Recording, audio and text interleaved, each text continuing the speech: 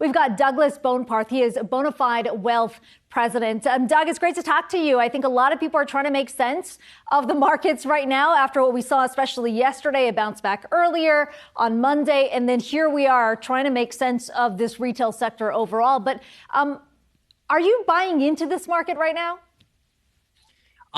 Kind of hard not to, it's kind of hard to ignore discounts that are showing up here, certainly in your growthier, tech related stocks, for clients as well as myself, nibbling in through dollar cost averaging. So if things really start to deteriorate, we can always shorten those timeframes, get more money in quicker, but we try and do things in a very measured and disciplined way. But there are discounts out there, certainly in the equity markets and even the fixed income markets.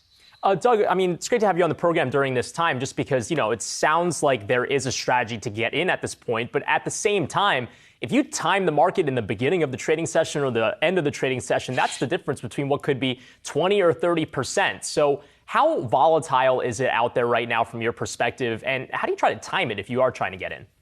Yeah, sure. You don't try and time it. You try and put some rules in place, such as sticking to a strategy. If you had a lump sum of money, maybe you're legging in over 12 months, 6 months, 18. There are some subjective factors that go into figuring out exactly what kind of time frame you should be dealing with here. So the more you can stay away from making that very tactical decision of pushing chips all in, the better off you might be as a retail investor. And that's not to say there isn't a point in time where, things have become so attractive that you might want to put that lump sum of cash that hopefully you have on the sideline, or a rotation out of your less risky assets into riskier assets to work. And the best thing you could do in that case is figure out what that, signpost in the ground is. Is it at a 30% drawdown on the S&P 500? That might be where things become so appealing. You might not care if another 5 or 10% of pain is coming after that, or you shorten that dollar cost average window from 12 to 3 months. So maybe you catch the dipping further, or, hedging your bets that things might rebound. Doug, what we've seen throughout the earnings season is really one bad report being lumped into the entire sector. We saw it with Target and Walmart. Yesterday, we were talking about Snap, of course, with some of the social media stocks. What are you telling your clients about how to differentiate some of these names? Because it sounds like you're wanting to go in on the dip, and yet, as we've said over and over, all these stocks are obviously, even in the same sector, not the same. Yeah, it's much more difficult to play this game when you're thinking about individual issues and individual companies.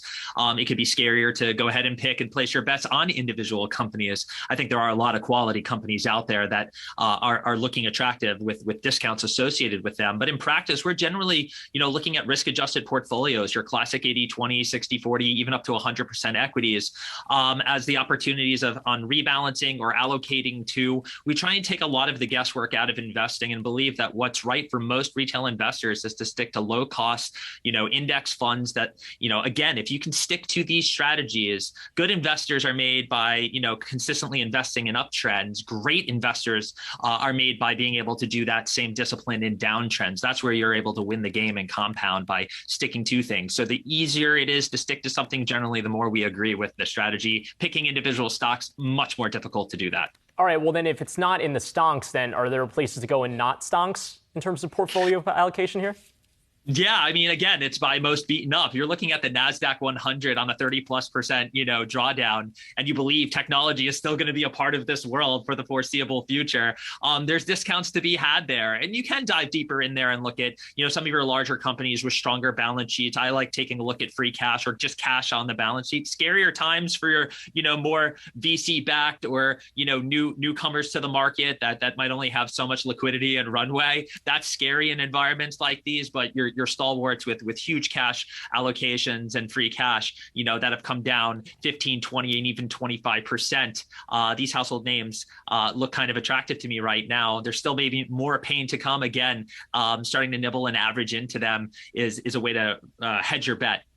All right, a little scary out there, but we'll see if we can navigate those waters. Douglas Boneparth, bona fide wealth president. Thanks for stopping by Yahoo Finance this morning. Appreciate it.